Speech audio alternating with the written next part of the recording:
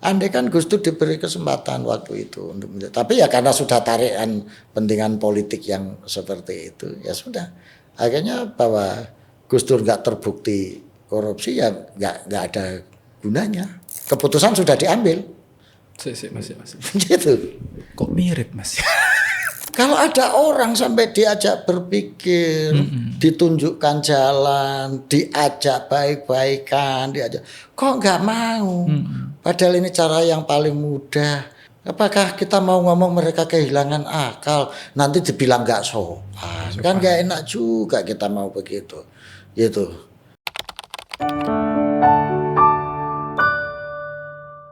Halo, assalamualaikum teman-teman Ruang Publik, apa kabar? Kita masih membahas soal konflik di pengurus besar Nahdlatul Ulama yang dipicu awalnya pada tanggal 20 karena keluarnya risalah rapat dari Suriah PBNU yang meminta Gus Yahya sebagai ketua umum untuk turun dalam waktu 3 hari. Relatif sejak tanggal itu, tanggal 20 November 2025, sampai sekarang pada pertengahan Desember ini, yang hampir juga tanggal 20 per kita syuting ini konfliknya apa ya, day to day. Setiap hari selalu saja ada kejutan-kejutan yang membuat komunitas NU itu dalam bahasa Inggrisnya itu makdek gitu. Dia bertanya-tanya, ada apa lagi besok, ada apa lagi besok. Yang terbaru itu adalah permintaan dari Rois Am untuk membekukan Dikdaya yang tapi kemudian ditolak oleh ketua umum karena argumentasinya juga cukup legal, cukup legit. Yang intinya konflik itu belum berakhir. Saya mewawancara banyak orang tentang konflik itu dan sebagian besar juga sulit membayangkan bagaimana konflik itu akan berakhir dalam waktu dekat karena beberapa waktu sebelumnya pertemuan Kiai Sepuh di Ploso yang diteruskan di Jombang yang meminta agar tidak ada pemilihan pejabat ketua umum juga tidak dilakukan sehingga saat ini ada 2 ketua umum yang diklaim. Yang pertama mandataris Muktamar di Lampung adalah Gus Yahya. Lalu PJ kemarin yang baru ditunjuk adalah Kiai Zulfa yang sebelumnya menjabat sebagai Wakil Ketua Umum Tanfidiyah. Sepertinya sinetron ini akan masih berlanjut dalam waktu ke depan dan bagi teman-teman yang merasa dirinya NU dan memikirkan itu sangat serius, saya minta untuk jangan terlalu serius. Nanti kerjaannya nggak dikerjakan gara-gara konflik yang elit ini. Nah, di episode kali ini saya mau ngobrol-ngobrol soal dinamika itu dan saya berharap kita akan disajikan perspektif yang berbeda sehingga kita lebih santai lah melewati atau melihat situasi yang berkembang karena kecintaan kita terhadap Nahdlatul Ulama yang membuat kita, Anda semuanya kemerungsung dalam sebulan terakhir. Di studio sudah hadir Mas Sastro Al-Ngatawi. Assalamualaikum Mas. Waalaikumsalam warahmatullahi wabarakatuh. Mas Sastro, terima kasih Mas sudah mampir Mas. Sama-sama. Saya udah kangen juga lama gak ketemu ngobrol-ngobrol itu. Ini molak-malik semua. Molak-malik semua Mas. Ya kebolak-balik tuh. Apanya? Mestinya pengurus itu kan yang mikirkan rakyat, mikirkan umat. Loh ini kok jadinya malah umat mikirkan pengurus itu kan jadi kebalik. Ini kan sehingga kini umat ini masyarakat umat NU akhirnya kok kepikiran semua terus gimana ya itu nanti konfliknya kan akhirnya malah umat yang mikirkan pengurus bukan pengurus yang mikirkan umat itu kan jadi kebolak-balik kalau benar Mas. Umat ini punya makanya ya umat ini ya nggak usah ikut mikir itulah nanti mudah-mudahan selesai sendiri itu tugasnya para resi para brahmana para penjaga moral untuk menyelesaikan itu gitu. Kalau Mas Sastro tugasnya apa Mas? Ya ngamen, kita ini kan seorang pengamen ya. Kita tetap ngamen yaitu untuk menyenangkan orang gitu kan. Kan tugas ngamen itu ada dua, itu kalau surur sama layinatul qulub. Oke. Jadi menghibur orang, nyenengin orang sama melembutkan hatinya orang supaya enggak terlalu kemrungsung, enggak terlalu ngongso, enggak terlalu emosi untuk ya gitulah namanya juga orang ngamen gitu. Tapi ngamennya ke luar negeri Mas kemarin kayaknya. Itu soal nasib. Jadi bapaknya ngamennya bisa ke Cina, bisa ke Turki, bisa ke Saudi, bisa ke Eropa. Itu bukan sombong sih, tapi takadus binikmah.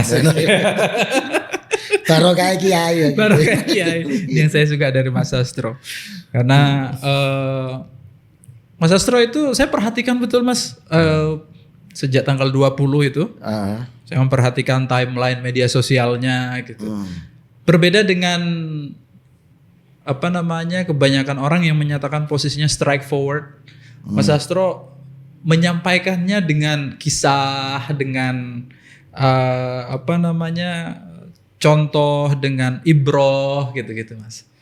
Ini misalnya yang soal jika wasit sudah ikut menendang bola, maka disitulah kekacauan sistem dan munculnya Baratayuda. Wah, kita akan coba ini kan case-nya mulainya tanggal 20 ya, tanggal 20. Dari tanggal itu sudah kalau kita perhatikan timeline-nya itu banyak. Misalnya diantaranya Mas ya, membuka posisi. Ini sebenarnya kan kalau saya boleh nanya begini Mas. Mas Sastro kan punya sikap. Konfliknya ini kan Suriah Tanfidiyah awalnya ya, berkembangnya dan pada akhirnya menguatnya. Mas Sastro di posisi mana ini? Ya posisi Suriah dan Tanfidiyah. Posisi Suriah dan Tanfidiyah. Soalnya mau gimana? Yang ini juga orang tua kita, kiai kita, ulama kita. Yang ini juga sahabat-sahabat kita, teman-teman kita.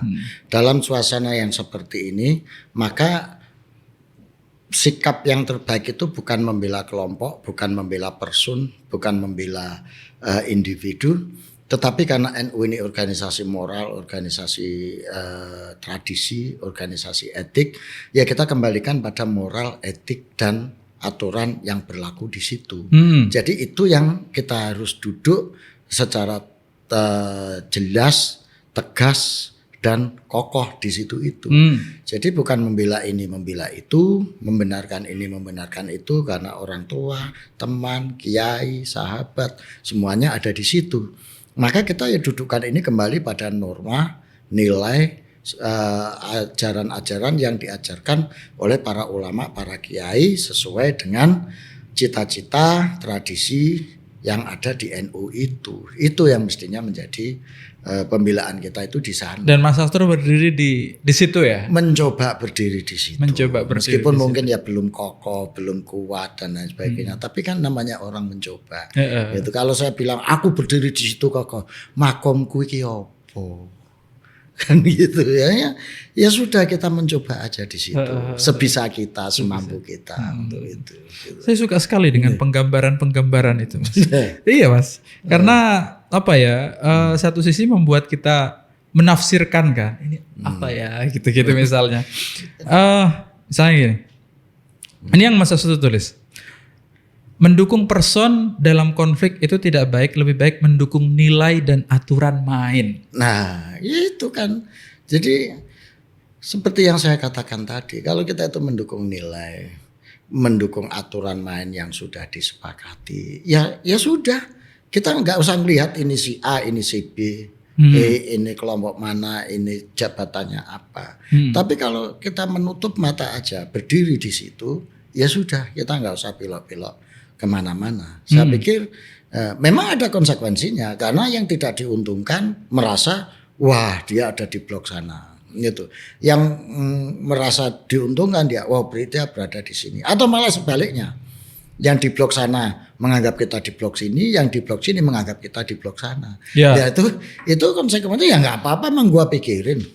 Itu yang penting gua mencoba mengingatkan, mencoba menyampaikan bahwa ini loh aturan main yang dulu sudah disepakati yang mestinya dijalani bareng-bareng gitu. Ini loh nilai-nilai yang sudah diwariskan, yang sudah ditanamkan kepada jamaah umat NU baik pengurus maupun tidak pengurus yang mestinya itu harus kita jadikan pegangan bersama ketika kita menghadapi masalah. Kan gitu, masa urusan sederhana gini aja jadi rumit, jadi berbelit-belit. Ini ada apa? Saya sendiri juga bingung gitu. Banyak Mas yang bingung itu. Ya, kan urusan sederhana itu. Misalnya kalau ada dispute perbedaan pendapat. Ya, kan juga bisa diomongkan baik-baik. Kalau ada perbedaan pendapatan juga bisa didialogkan dengan baik-baik. Masa nggak bisa sih? Gitu loh. Kalau nggak bisa ini berarti ada sesuatu. Ada sesuatu. Sesuatu yang di luar nilai-nilai NU, yang di luar tradisi NU, yang di luar aturan main NU. Kan kira-kira seperti itu. Gitu loh. Ya ini persis. Kayaknya itu yang ditulis pada tanggal 21 November. Wah ini saya baca jejak digital Mas. itu. Jejak digital tidak bisa bohong. Nah sastra itu padahal segini. Bagus, perumpamaannya bagus-bagus. Teman-teman coba deh lihat. Ketika pintu rumah dibiarkan terbuka, orang luar bebas masuk bawa kepentingan. Nah, ada orang luar yang masuk bawa kepentingan. Jadi saya tertarik untuk bertanya, Mas, sejauh mana kepentingan orang luar masuk di dalam? Itu kan dalil umum. Dalil umum. Iya, dalil umumnya itu begitu. Kalau Anda buka pintu seenaknya, nggak waspada, nggak hati-hati, ya orang keluar masuk seenaknya, nggak disuruh masuk aja juga dia masuk. Apalagi kalau dibukakan pintu. Kalau dalam usul fikih itu biasanya gini, dalilul am yuridu bihal khos katanya. Ya itu terserah yang menafsirkan. Kan seperti itu. Saya kan cuma mengingatkan prinsip-prinsip dasar. Barangkali nggak ada yang lupa atau ada yang belum tahu gitu kan, atau ada yang belum paham untuk membaca situasi dan lain sebagainya. Maka saya mengingatkan, nek pintumu itu kamu buka setiap saat, itu ya orang akan keluar masuk seenaknya sehingga berisiko kepentingan orang juga akhirnya, apalagi kalau orang itu sampai bisa masuk ke ruang pribadi, ke kamar pribadi, misalnya kayak begitu, itu kan susah. Jadi sehingga akhirnya kalau sudah seperti itu, imunitas apapun yang kita miliki ya akhirnya menjadi tergerus kalau sudah seperti itu. Maka saya memahami fenomena yang ada sekarang ini itu bukan keseluruhannya, tapi terutama pada level pengurus-pengurus PBNU yang sekarang sedang berkonflik ini. Ini kan elit banget kan konflik ini kan di level yang sangat elit. Nah, saya juga elit lah, ekonomi sulit. Oh, ekonomi sulit. Saya mirip lah. Iya, jadi itu yang saya sebut dengan fenomena menurunnya imunitas kultural. Di level pengurus? Ya paling tidak mereka yang terlibat konflik ini, baik yang pro, kontra, kelompok ini, kelompok itu. Ini mengalami imunitas kultural gitu ya. Apa pengertian imunitas kultural itu? Ya imunitas itu ya seperti daya tahan tubuh. Yeah. Kalau daya tahan tubuh itu menurun, maka virus sekecil apapun akan gampang untuk masuk dan menggerogoti tubuh kita. Tapi kalau imunitas kita itu tinggi, sehebat apapun virus yang masuk ke tubuh kita, maka dia tidak akan mempan. Nah, karena NU itu sebetulnya dengan kekuatan kulturalnya, dengan kekuatan nilainya, dengan konstruksi sosiologisnya, itu sebetulnya memiliki daya tahan yang cukup kuat ya. Secara historis loh ya. Untuk menangkal virus-virus yang datang dari luar dirinya gitu loh. Yeah. Sehingga selalu memiliki mekanisme untuk menyelesaikan konflik setajam apapun, perbedaan sejauh apapun bisa diselesaikan. Itu kalau imunitas kulturalnya tinggi gitu. Nah, imunitas kultural ini yang membuat NU memiliki daya tahan dan elastisitas dan resiliensi yang cukup tinggi. Tapi begitu konflik ini sampai seperti ini saya melihat fenomena terjadinya imunitas yang menurun gitu. Karena saya meminjam teori fisika itu ya tentang reaksi-reaksi kan. Suatu benda itu akan memberikan reaksi yang jumlahnya berbanding lurus dengan jumlah aksi yang diberikan pada dia. Gitu. Oke. Kalau aksinya sebesar 1 Newton, maka dia akan memberikan reaksi sebesar 1 Newton untuk menjaga stabilitas dia, gitu loh. Kelembamannya dia, gitu loh. Nah, itu yang terjadi NU pada saat itu. Nah, tapi begitu imunitas ini turun, gitu ya, maka begitu daya masuk 5 Newton, ya dia nggak bisa bereaksi sebesar itu. Akhirnya daya ini mempengaruhi menggerogoti yang ada di dia. Ini teori imunitas kultural saya itu seperti itu. Dan ini saya terapkan untuk membaca fenomena konflik yang terjadi di NU. Jadi Mas Sastro percaya kalau konflik ini apa ya bahasanya mungkin reaksi terhadap aksi kira-kira. Ya, maksudnya adalah masyarakat dalam menerima konflik ini kan itu reaksi ada konflik kena ke masyarakat NU. Nah. Ini kondisi masyarakat NU sedang tidak fit untuk menerima konflik segede ini. Kalau masyarakat menurut saya masih relatif tinggi imunitasnya. Oke. Indikatornya ada 2. Satu, mereka selalu menyuarakan islah. Dan itu bagian dari reaksi yang dia berikan untuk merespon terhadap aksi yang cenderung pada perpecahan, cenderung pada kontestasi yang sangat fragile gitu ya. Jadi ini menunjukkan bahwa masyarakat NU secara umum, bahkan secara formal, tidak hanya NU yang di kultural tapi di secara struktural itu imunitasnya relatif masih tinggi, dibuktikan dengan kuatnya seruan untuk islah, baik secara formal misalnya cabang-cabang, wilayah gitu. Sejauh ini, gitu, itu menunjukkan atau mengindikasikan bahwa imunitas kultural masyarakat NU masih tinggi. Indikator yang kedua, masyarakat NU hampir tidak goyah tuh ada kayak gini nih, jadi tetap stabil. Itu tahlilan masih. Masih tahlilan jalan, pengajian jalan ini itu itu. Ya Mas Sastro keliling sendiri lah kemarin. Iya, saya hampir keliling ke beberapa cabang wilayah sampai ke Sumatera Utara, sampai ke Madura, sampai ke NTB, sampai kemana. Ya mereka ya tetap aja nggak goyah dengan adanya ini. Ini indikator kedua bahwa imunitas mereka ini masih tinggi. Nah makanya saya tadi membatasi imunitas ini terjadi pada level elit yang berkonflik saat ini. Itu Mas. Maka ini perlu adanya imunitas kultural pada level elit. Ini. Gitu. Kalau kita lagi sakit, imunitas kita rendah kan bisa disuntik vitamin. Nah ini saya ngikutin alurnya Mas Sastro. Ini kalau dalam konteks ini apa imbusnya, boosternya kira-kira untuk memperkuat imunitas vaksinnya. Vaksinnya itu kalau di NU ya ada 3 menurut saya. Vaksin di NU itu yang pertama ya habitus. Proses habituasi yang terjadi di NU. Itu panjang kalau habitus itu bukan vaksin yang instan. Itu inkubasinya itu kayak berarti kalau kayak olahraganya lah ya. Gitu harus long dure gitu. Yang habitus ini karena kebiasaan. Inkubatornya proses inkubasinya lama. Gitu. Itu yang habitus ini. Tapi ini daya boosternya kuat. Ini habitus ini, vaksin habitus ini. Yang kedua adalah nilai-nilai tradisi yang ada di NU itu bisa menjadi vaksin yang bisa memperkuat imunitas lagi kalau mereka tetap kembali pada nilai, kembali kepada tradisi, kembali pada kultur NU ke sana itu akan bisa memperkuat imunitas itu kembali.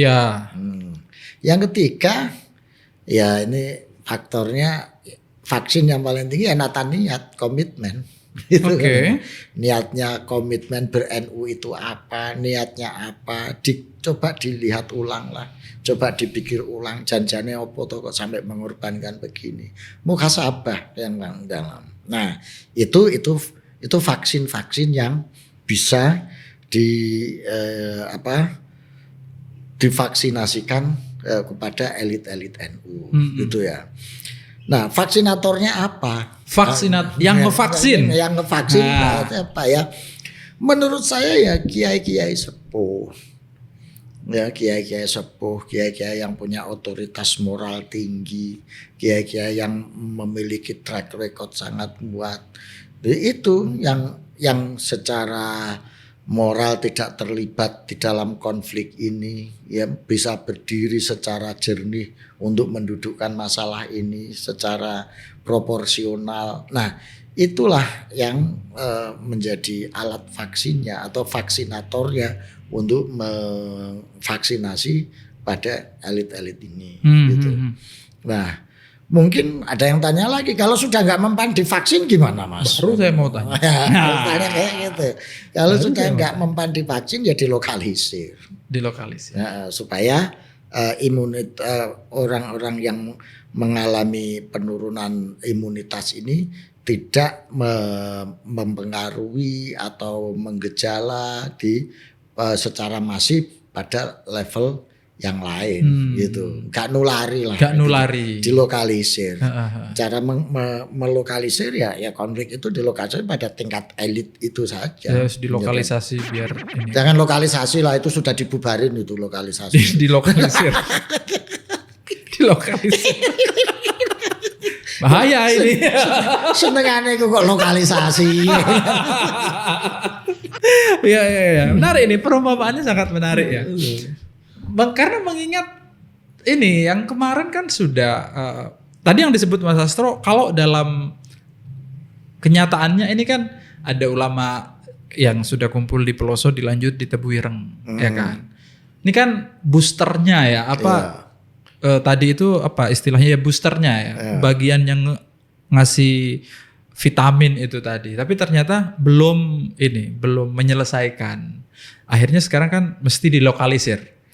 Melokalisirnya ada dua. Ini boosternya perlu diperkuat juga. Boosternya perlu diperkuat juga. Ini misalnya kalau diadakan pertemuan yang lebih masif, pertemuan yang lebih luas jangkauannya, gitu ya. Itu supaya daya tahan ini betul-betul, karena virusnya ini kan sudah menggerogoti tubuh ini ya. Makanya boosternya harus lebih besar dari virus ini. Ya harus dicoba ini vaksinnya maupun alat vaksinnya itu harus dicoba yang lebih besar. Ditingkatkan intensitasnya, ditingkatkan kapasitasnya gitu ya. Saya nggak bayangin misalnya kalau kiai-kiai sepuh yang lebih punya otoritas moral, etik dengan legitimasi moral yang cukup tinggi, kumpul lebih banyak, lebih masif, dan menyerukan lebih lantang, bikin forum yang lebih besar dari Lirboyo dan Tebuireng. Lirboyo, Tebuireng gabung, ditambah yang lain Langitan, ditambah yang lain yang mana saja dari berbagai daerah, menyerukan ini bareng, boosternya akan lebih kuat menurut saya. Didukung lagi cabang wilayah yang menentukan sikap yang sama, quote unquote melakukan pemboikotan terhadap apa yang dilakukan oleh siapapun yang terlibat sekarang ini dengan elit-elit, dengan kebijakan-kebijakan yang dia bikin, yang dianggapnya menyalahi prosedur dan aturan. Tidak hanya menyalahi prosedur aturan, sekarang ini juga menyalahi nilai-nilai etika ber-NU gitu loh misalnya. Nah ini boosternya akan semakin kuat itu. Berarti dalam waktu dekat akan ada itu, Mas? Ya akan lebih bagus kalau ada begitu, supaya memperkuat booster ini gitu. Vaksin ini supaya ini untuk seruan atau informasi? Bukan ya, apapun lah mau dia. Ini kan sampean tanya Ya. kira-kira apa. Lah saya mengeluarkan pikiran-pikiran kita sebagai seorang pengamen yang juga menyintai NU gitu ya, yang berharap banyak terhadap NU dan Ya. banyak dibesarkan oleh NU gitu. Saya mencoba melihat itu dari segi pinggiran itu. Dari segi pinggiran. Itu. Mas Astro. Ini kan omongnya pinggiran pengamen-pengamen gitu aja. Gitu. Tapi sampean umatnya kan yang paling banyak. Kalau waktu konser kan, waktu mana konser ada. langsung angkat tangannya angkat semua kan. Nah, gitu kalau gitu masa gitu ya enggak umat lah itu lah. Dia bukan ngikuti saya, ngikuti selera dia. Ngikuti selera Iya, GR aja kalau itu ngikuti saya. itu ngikuti selera dia aja karena seneng pada saat itu gitu. Hatinya senang, hatinya suka. Maka ketika kebetulan disuruh angkat tangan ya angkat tangan. Bukan karena ngikuti saya, karena ngikuti kehendak dia aja itu. Iya. Berarti boosternya kuncinya itu diperbanyak agar resonansinya lebih Makin luas, kuat, lebih kuat gitu loh. Sehingga virus-virus yang menggerogoti ini juga bisa terkalahkan oleh kekuatan vaksin yang diberikan secara masif dan sistematis itu gitu loh. Kira-kira seperti itu. Gitu. Tapi seharusnya kan cara seperti itu apa ya Kang ya? Bukan hal yang susah ya sebenarnya ya. Enggak susah. Itu sudah kita tahu lah kira-kira ya bahwa kultur di NU itu begitu caranya. Iya. Kenapa kok itu belum terjadi? Ini terkait dengan sekali lagi status yang sampean tulis, Mas. Apakah ini persoalan Status yang mana itu? ini saya bacakan Kang, saya bacakan. Jadi ketika nafsu berkuasa dan hasrat memupuk harta, akal sehat hilang. Itu kan bukan saya, itu kan pepatah Arab Pepatah yang Arab. dinisbahkan sebagai hadis doif itu. Iya, tapi kan idza qoma dzakaruhu idza qoma dzakaruhu zahabat aqluhu. Kalau nafsunya mau nafsu yang manapun, ya kan, sudah koma, sudah tinggi, maka akal sehatnya hilang. Iya. Nah. Iya. Apa ini sudah masuk ke tahap nafsu yang terjadi ini? Ya saya enggak tahu, silakan dinilai sendiri. Itu kan saya enggak tahu ya kayak gitu. Jadi kalau ada orang sampai diajak berpikir, ditunjukkan jalan, diajak baik-baikan, kok enggak mau? Padahal ini cara yang paling mudah, cara yang paling bagus, cara yang paling enak dan tidak membawa madorot yang lebih besar, tidak membawa kontroversi yang lebih tajam. Semuanya bisa melakukan itu. Kok kenapa susah amat gak dipilih ya? Gitu. Apakah kita mau ngomong mereka kehilangan akal, nanti dibilang gak sopan. Kan gak enak juga kita mau begitu. Gitu.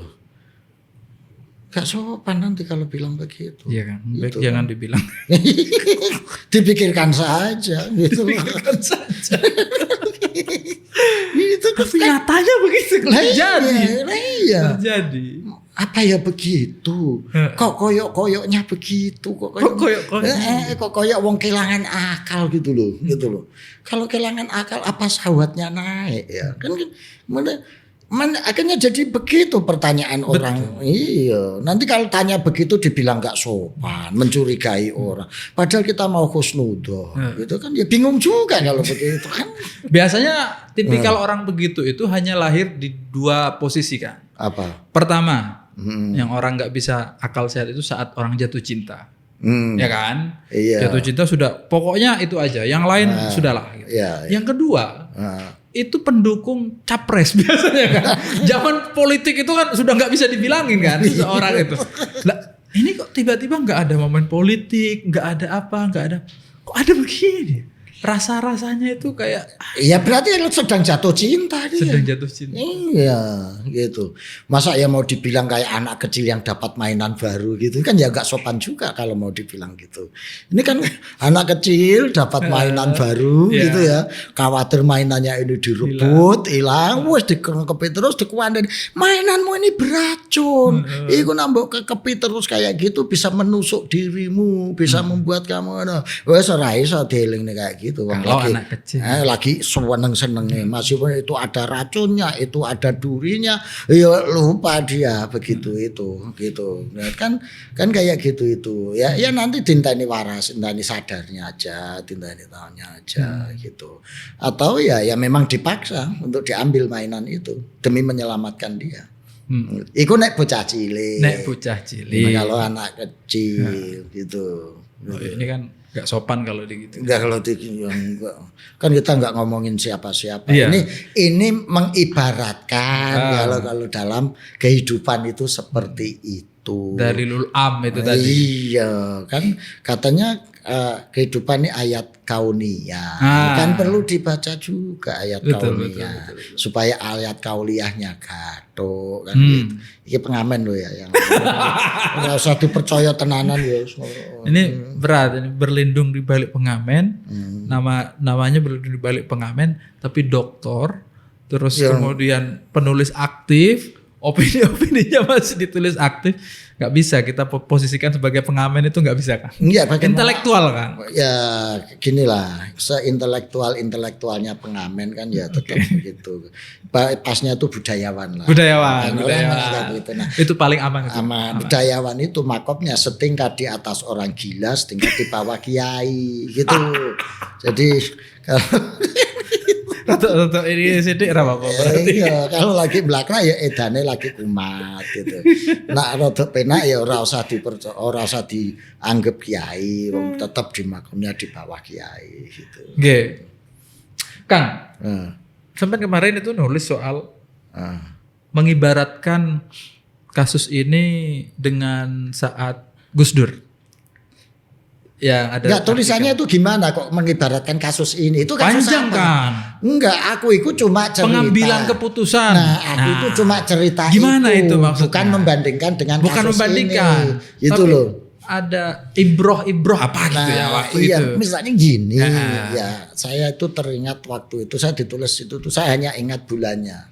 Itu sekitar bulan Juli, tapi tanggalnya saya itu lupa.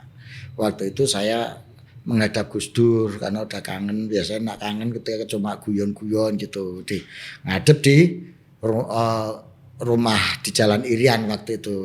Gus Dur waktu jadi presiden kan setiap sore tuh ke Jalan Irian sampai malam ngobrol-ngobrol di situ. Nah saya datang situ, suasana sudah agak sepi ya. Dulu tuh kan sebelum ketegangan terjadi itu tamunya sampai antri-antri. Begitu ketegangan ada, saya melihat kok sudah agak sepi itu jam 9 malam waktu itu. Ya Gus Dur nggak kayak biasanya ketemu langsung guyon itu Gus Dur kok diem gitu. Nah aku tanya, Gus, katanya kemarin ada upaya-upaya untuk Gus kompromi, aku ngomong gitu. Gus Dur langsung kencang gitu Gus Dur itu. Iya kompromi, tapi ya kalau kompromi begitu ya enggak bisa gitu. Masa komprominya saya harus mengorbankan hal-hal yang prinsip. Oh, apa sih Pak Dur kok sampai prinsip itu? Lah, Trok, kita jadi presiden itu kan amanahnya untuk memperjuangkan nasib rakyat, nasib umat. Tasarruful imam alal ro'iyah manutun bil maslahah. Lah kalau kompromi itu harus mengorbankan itu, ya enggak bisa. Saya enggak mau ngomong gitu. Apa sih Pak Dur kok sampai mengorbankan itu? Ya masa saya harus bagi ke wewenang. Dan kalau bagi pekerjaan itu nggak apa-apa. Tapi kalau bagi wewenang kan nggak bisa, wong undang-undangnya nggak ada. Begitu. Undang-undang dasar kepala negara itu ya presiden, wakil presiden itu ya pembantu presiden, gitu. Nggak ada penyerahan wewenang untuk di situ untuk dibagi-bagi. Kalau itu saya terima, berarti itu saya menyalahi undang-undang. Saya nggak mau kompromi menyalahi undang-undang. Yang kedua itu ada kabinet kaki gitu. Oh ya. Nah, itu yang harus orang-orang partai. Akhirnya kan kalau kayak gitu jadi kayak dagang sapi. Nah, terus saya bagaimana bisa memperjuangkan umat kalau kepentingannya nanti berbeda seperti itu? Enggak. Jadi kompromi yang seperti itu nggak bisa saya terima. Berarti ditolak Gus. Ya saya tolak. Walaupun konsekuensinya harus Iya, turun. Gus Dur tahu bahwa daripada kan saya guyon itu. Kalau itu kompromi diterima kan sampean 1 periode aman Gus. Iya, tawarannya ya memang begitu, akan mengamankan jabatan presiden 5 tahun kalau kompromi ini saya terima. Buat apa saya jadi presiden kalau nggak bisa memperjuangkan umat gitu. Itu menyalahi dari prinsip-prinsip dan menyalahi undang-undang yang ada. Ya sudah, saya lawan aja. Meskipun kalah. Gitu. Politik itu kalah menang biasa dalam berpolitik. Tapi saya jangan sampai salah. Gitu. Lebih baik saya lawan meskipun nanti toh harus kalah, syukur bisa menang. Tapi kalau toh harus kalah, saya tidak salah dalam mempertahankan prinsip-prinsip dalam kepemimpinan ini. Karena saya nggak mau meninggalkan presiden buruk hanya untuk mempertahankan kekuasaan. Artinya di sini kan Gus Dur melawan dengan segala upaya dia ketika melihat suatu pelanggaran terhadap prinsip-prinsip aturan main maupun prinsip-prinsip kekuasaan yang ada gitu. Gus Dur tetap bertahan di situ. Gus Dur tetap melawan gitu. Nah, meskipun pada titik darah tertentu ketika ini sudah mengancam kehidupan kemanusiaan, kalau diteruskan sampai menimbulkan titik darah yang Gus Dur bilang itu, nggak ada kekuasaan yang dibela, yang layak dibela dengan darah. Maka ketika titik itu sudah mencapai ambang batasnya, ya Gus Dur mundur, gitu. Meskipun Gus Dur sangat sedih. Kesedihan Gus Dur bukan karena kehilangan kekuasaan, kesedihan Gus Dur bukan karena melepaskan jabatan presiden, tapi kesedihan Gus Dur karena dia nggak bisa lagi menggunakan kekuasaan yang ultimate itu untuk memperjuangkan nasib rakyat. Itu yang membuat Gus Dur sedih itu. Dan Gus Dur akan memperkirakan akan ada arus balik, distorsi kekuasaan kembali. Dan terbukti. Ya, sejak saat itu ini saya pribadi. Jadi arus balik reformasi itu terjadi ketika Gus Dur dilengsarkan. Jadi itu sudah 23 penanda arus baliknya itu. Itu gitu. Jadi itu Mas. Nah, itu menjadi refleksi bagi kita semua. Gitu. Hati-hati loh, Gus Dur itu dulu seperti itu. Meskipun bahasanya orang-orang yang melengsarkan Gus Dur pada saat itu ya untuk demokrasi. Bahkan ke mahasiswa yang turun-turun ke jalan itu ya menuduh Gus Dur korupsi, brunegit, bulegit, itu. Dan Gus Dur nggak dikasih kesempatan untuk klarifikasi itu. Dan begitu Gus Dur sudah turun, bukti menunjukkan Gus Dur nggak terlibat sama sekali. Tapi kan Gus Dur sudah turun. Apa gunanya? Karena keputusan itu sudah diambil. Mengambil keputusan sebelum adanya bukti-bukti, fakta-fakta, klarifikasi, itu bahayanya di situ itu. Karena bisa mendolimi orang. Bagi saya Gus Dur didolimi. Karena dituduh melakukan korupsi, dituduh melakukan penyalahgunaan kekuasaan, tanpa diberi kesempatan untuk melakukan klarifikasi yang jelas. Kemudian Gus Dur melawan dengan membuat dekret, gitu kan. Nah akhirnya dekret ini yang memancing sidang umum MPR, gitu kan, sidang istimewa gitu. Orang bisa bilang enggak kok Gus Dur nggak dilengsarkan gara-gara kasus korupsi, gara-gara ini dan lain sebagainya, tapi gara-gara dia mengeluarkan dekret. Nah, tapi kan tuduhan-tuduhan itu menjadi pemicu untuk terciptanya semuanya itu.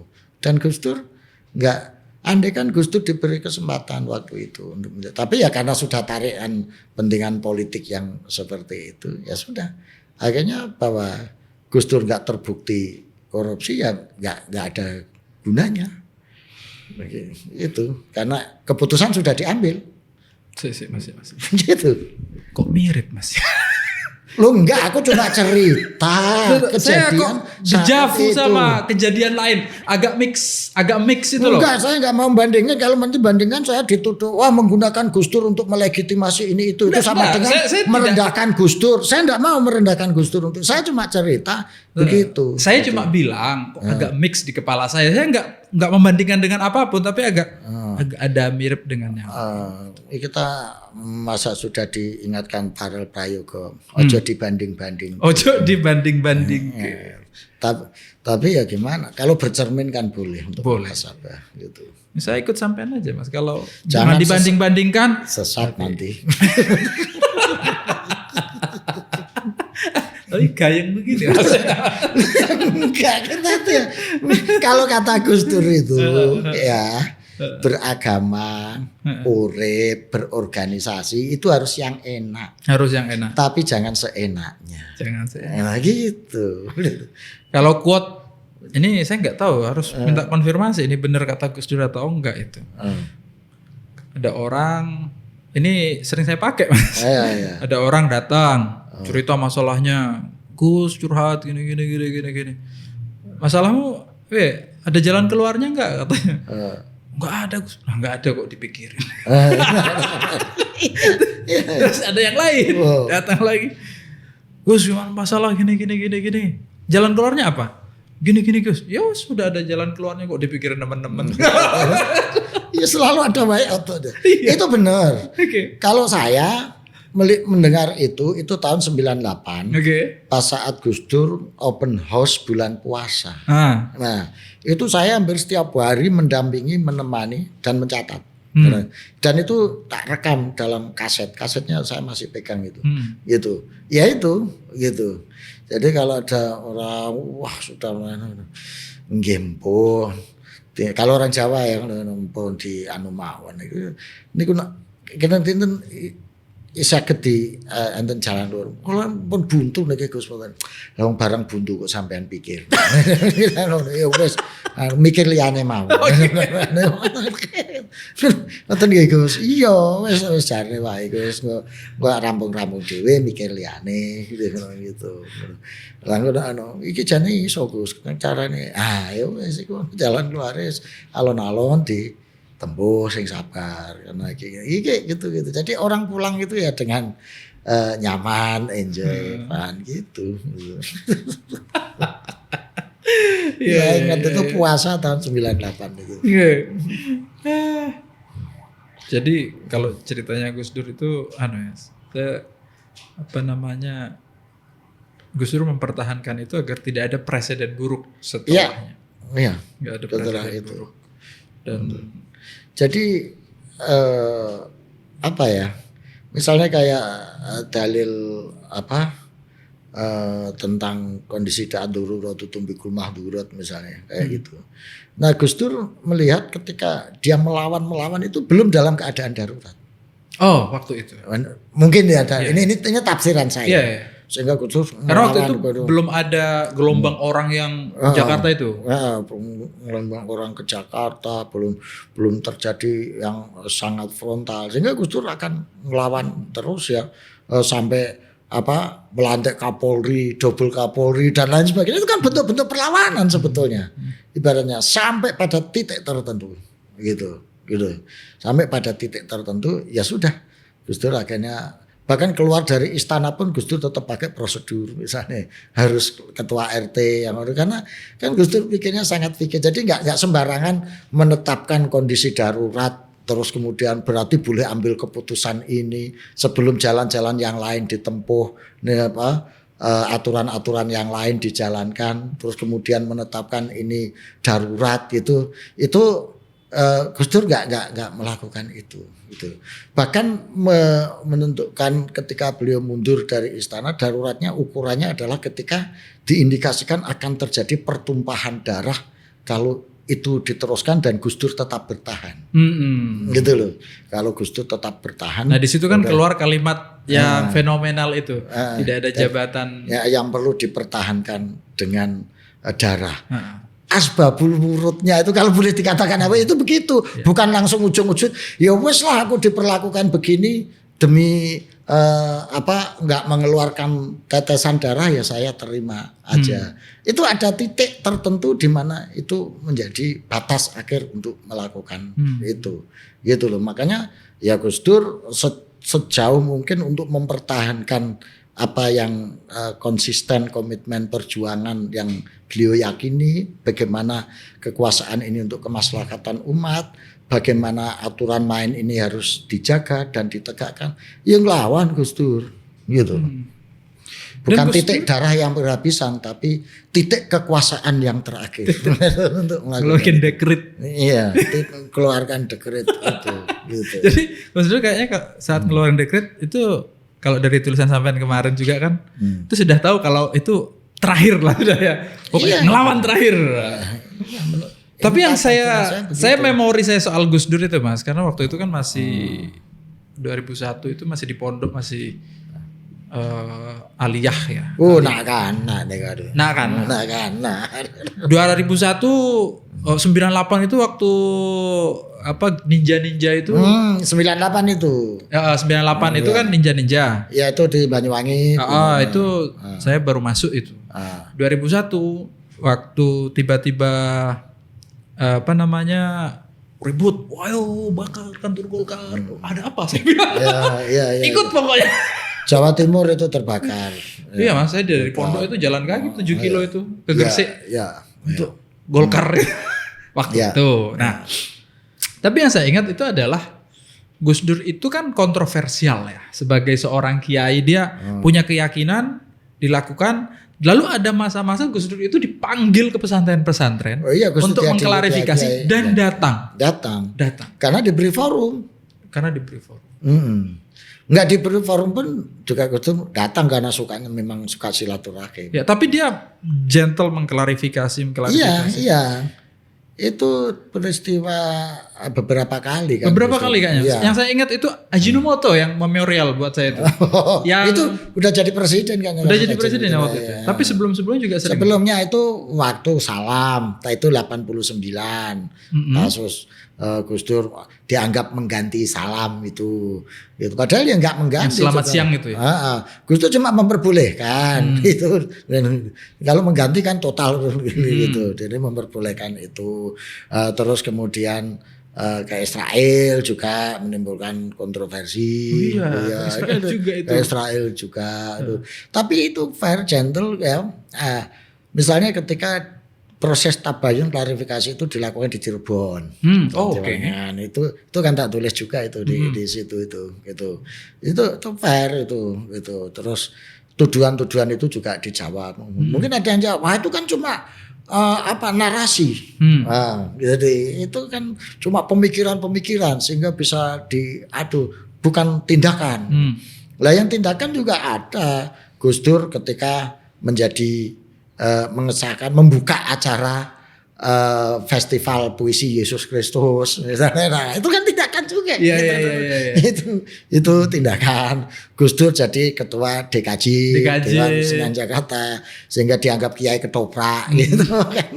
Bahkan sampai dianggap Gus Dur ini ibarat imam sudah batal, ini sudah kentut, harus diganti itu. Ya, pikiran-pikiran begitu ada, tapi ada mekanisme kultural, ada mekanisme tradisi, ada mekanisme organisasi yang itu dijalankan. Yang itu sama sampean di awal tadi disebut apa namanya? Yang itu di level elit berkurang saat ini. Iya, kalau imunitasnya tinggi itu tuh bisa lawan.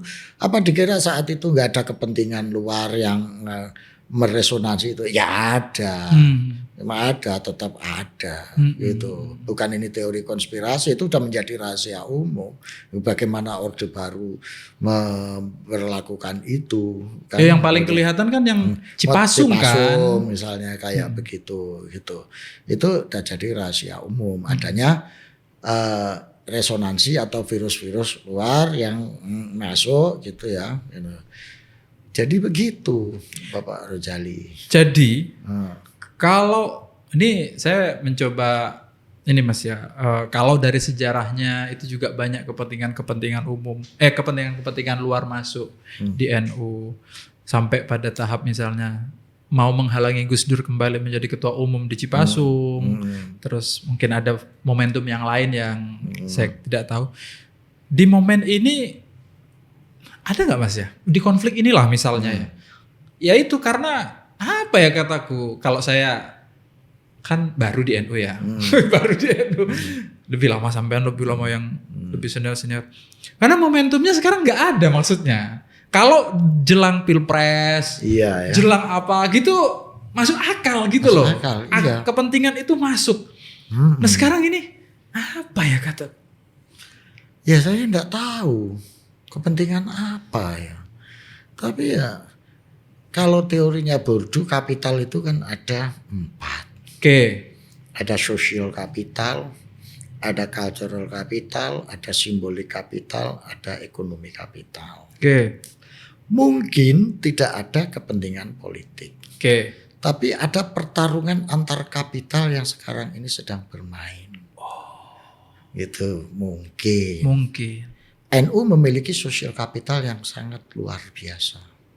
Betul. Memiliki cultural capital yang sangat luar biasa. Oke. Yang itu kalau di-create sedemikian rupa bisa dikonversi menjadi ekonomi kapital. Oke. Kalau pakai teorinya Bourdieu. Oke. Bisa jadi ini bagian dari proses konversi antar kapital yang sedang bermain gitu ya. Sehingga ketemu dengan situasi NU yang sedang mengalami imunitas kultural turun gitu ya. Sehingga proses pertukaran antar kapital ini terjadi, resonansinya jadi di situ. Mungkin nggak ada kepentingan politik, nggak ada momentum politik. Memang nggak ada kalau sekarang. Sekarang nggak ada. Masih 3-4 tahun 3-4 tahun lagi. Tapi yang dari 4 tadi kan nggak cuma political bisa kepentingan. jadi itu bagian dari starting point untuk politik ke depan sehingga perlu adanya proses konversi antar kapital ini dijalankan dari sekarang. Bisa jadi. Ya. Mas setuju nggak kalau kan orang banyak nyebut dan termasuk Mas Ulil yang membuka di podcast di Kompas. Ini perebutan pengelolaan tambang. Sejauh mana kemungkinannya itu Mas? Ini menjadi pemicu utamanya. Saya tanya balik. Kalau nggak itu lalu apa? Yang paling kemungkinan dekat dan paling reasonable dan paling make sense. Gak ada Mas. Lah iya. Selain itu. Karena itu yang paling kapital saat ini. Yang paling kapital. dalam proses konversi antar kapital. Kalau itu. benar yang diomongin Mas Ulil. Saya itu malunya begini Mas. Ini menunjukkan kita gak bisa ngelola. Kan ini rebutan antar bohir katanya Mas Ulil itu kan waktu itu. Yang ini pengen yang itu, yang ini pengen yang itu. Ki Indonesia raiso ngelola sehingga ngundang orang lain dan kita konflik di dalam gara-gara itu. Enggak, bagi saya bukan ngundang orang lain apapun tidak. Tapi proses ngundangnya itu. Mekanisme ngundangnya itu kalau belum ngundangnya mampu ya, memang sudah benar karena kita nggak mampu. Iya.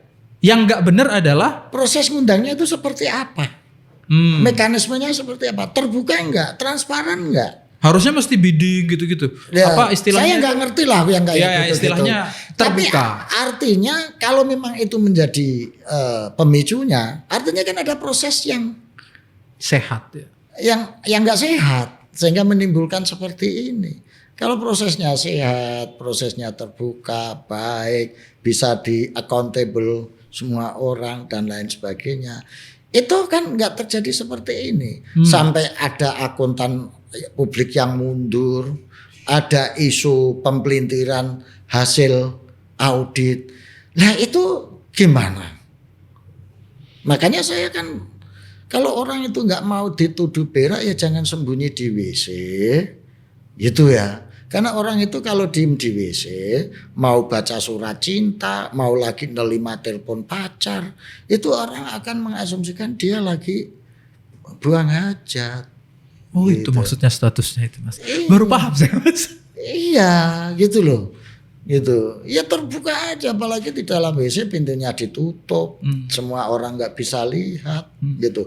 Meskipun kalian bener, enggak saya di WC ini lagi nerima telepon supaya orang nggak dengar gitu. Tapi ketika orang melihatnya kan wah di WC mesti sedang buang hajat itu. Apalagi ada bau nggak sedap, ada apa macam-macam. Itu kan teori asosiasi aja kan mesti selalu begitu. Iya. Gitu. Itu. Jadi kemungkinan besarnya atau hampir pastinya itu yang kapital itu. Ya, yang paling mungkin ya pertarungan antar kapital dalam proses konversi. Kalau itu menjadi masalah sekarang, Mas, gimana untuk menyelesaikannya? Kiai Said kemarin misalnya bilang udah diserahkan lagi, atau dibuka ulang siapa yang akan mengelola dengan cara yang terbuka seperti Mas Sastro sampaikan tadi. Saya nggak nuduh ya Mas ya. Ya. Ini cuma kira-kira kalau mikiran. Kalau ini terjadi karena resonansi itu, maka untuk menghentikannya ya sumber resonatornya ini, gitu, dihentikan. Karena misalnya mau cara dibidding ulang, dibuka ulang, terus diserahkan. Kalau yang resonatornya ini nggak berhenti, maka si resonan ini kan akan tetap bergerak juga dipengaruhi ini dan akan tetap bertahan seperti itu. Tapi kalau resonatornya ini dihentikan, ini mungkin getarannya nggak akan bergetar itu. Harus ada kekuatan yang menghentikan resonator ini. Karena harus ada kekuatan, maksudnya karena dari dalam sekarang nggak mungkin menghentikan dengan sendirinya. Enggak bisa. Sedang tidak mungkin. Bukan sedang tidak mungkin, kecil sekali kemungkinan. Karena terlalu besarnya ini dari luar itu. Ya, kalau teori ini ini benar. Kalau teori ini dipakai untuk menganalisis situasi ini, ya penyelesaiannya ini harus ada kekuatan besar yang menghentikan si resonatornya ini, sehingga yang sini ini bergerak terus kan karena di sini, karena ini nggak bisa dihentikan, karena ini ya ininya mestinya dihentikan supaya ini berhenti, gitu. Nah baru bisa ditata ulang ininya. Tapi kalau ini nggak berhenti dan tetap meresonansi yang ini, ya susah natanya, nggak bisa. Tentu kalau pakai teori itu. Kalau pakai teori itu bisa jadi salah. Iya, gitu. Kita mencari kemungkinan yang seperti itu. Gitu. Pertanyaan selanjutnya, siapa yang kekuatan luar yang bisa menghentikan? Kekuatan orang yang bisa menghentikan ya yang di atasnya resonator ini. Di atasnya, paling tinggi di Indonesia itu Pak Presiden, Mas. Ya bisa jadi, gitu. Tapi Pak Presiden lagi sibuk sama iyalah, banjir. Jangan diganggu urusan inilah. Nah, ini. Gitu. Ini. Pak Teddy di dekat Pak Presiden. Ya. Wah, ini sebenarnya ya menurut saya ya ada di samping berupaya menghentikan resonator ini ya harus memperkuat vaksinatornya dan vaksinnya ini. Oh, yang tadi. Jadi dua-duanya jalan ya. Jalan. Di dalam vaksinnya jadi diperkuat. Kalau boleh dikatakan yang above the line itu menghentikan resonator, itu yang lobby tingkat tinggi yang below the line-nya memperkuat vaksin kultural ini dengan vaksinator yang masif dan sistematis. Gitu. Memang ternyata ya makin kesini makin kelihatan bahwa di balik ini sebenarnya sekali lagi kalau benar itu ada hal yang lebih besar yang terjadi di belakang ini. Besar sih enggak, kuat. Ya. Mirip Mas. Beda. Bedanya? Beda. Kalau besar itu sizing. Oke. Gitu. Kalau kekuatan itu daya. Oke. Ini mungkin kecil. Itulah kalau teorinya Toynbee kan disebut dengan creative minority itu. Creative minority. yang memiliki kekuatan. Kalau di kelas strata ekonomi itu kan itu jangan-jangan yang 1% berada di pucuk. Wah, itu ya. Iya, makanya ini kekuatan. Kalau yang vaksin ini kebesaran. Kebesaran. Maksudnya besar. Size-nya besar. Gitu. Tapi kalau yang di ujung puncak itu jumlahnya sedikit tapi kekuatannya besar. Iya, gitu. Oke.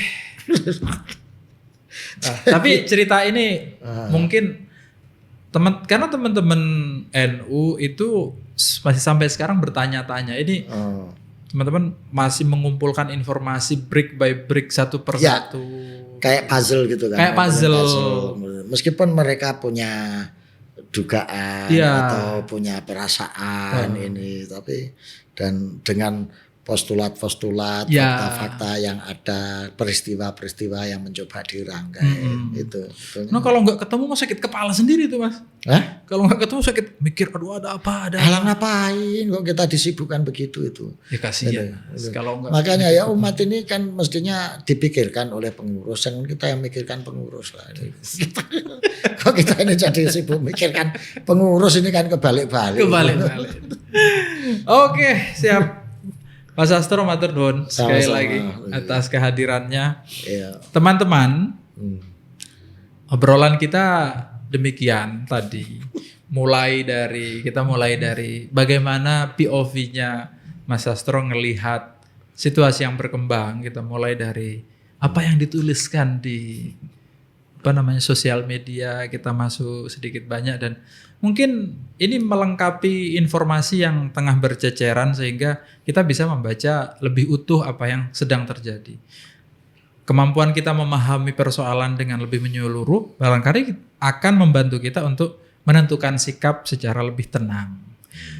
Dan insya Allah ya, kalau tadi yang disampaikan Mas Sastro ada 2 hal yang perlu kita lakukan bersama. Yang pertama adalah memperkuat imunitas dari para ulama dengan ngebooster kita semuanya, terutama para elit NU yang tengah berada dalam konflik ini sehingga imunitasnya makin kuat. Dan di sisi yang lain di level elit imunitas kultural ya maksudnya. Imunitas kultural. Kalau imunitas finansial memang rendah. Dan yang kedua adalah dia memastikan resonansi yang menyebabkan terjadinya goncangan di dalam itu terputus pelan-pelan. Agar yang di dalam bisa berkompromi mencari jalan keluar atas masalah-masalah yang tengah dihadapi di level elit PBNU. Begitu Mas ya? Iya. Oke. Kita ketemu lagi di episode selanjutnya dan jangan lupa untuk subscribe Ruang Publik. Terima kasih. Assalamualaikum warahmatullahi wabarakatuh.